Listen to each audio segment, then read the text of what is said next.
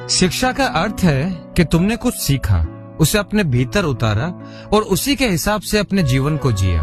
और इसी शिक्षा के आधार पर ज्यादातर मनुष्य अपना जीवन जी रहे हैं। हाँ, इतना जरूर है कि शिक्षा से तुम धन कमा सकते हो, पद प्रतिष्ठा कमा सकते हो, अपने लिए सुख सुविधा जुटा सकते हो, परंतु शिक्षा को तुम ज्ञान मानकर जब अहंकार से भर जाते हो तो उसका तुम्हें पता नहीं चलता। शिक्षा किसी दूसरे से ली जा सकती है, परंतु ज्ञान तुम्हें अपने भीतर से ही प्राप्त होगा।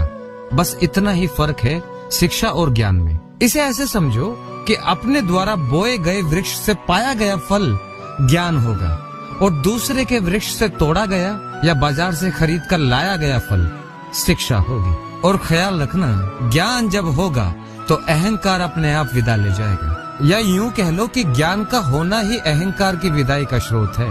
शिक्षा तुम्हें बाहर के जगत से जोड़ेगी और ज्ञान तुम्हें भीतर के जगत से अवगत कराएगा। शिक्षा से तुम्हारी दृष्टि सांसारिक होगी और ज्ञान से तुम्हारी दृष्टि आध्यात्मिक। शिक्षा दूसरे को जानने में सहायक हो सकती है, पर ज्ञान स्वयं को जानने में, आत्मबोध को उपलब्ध होने में सहायक होगा।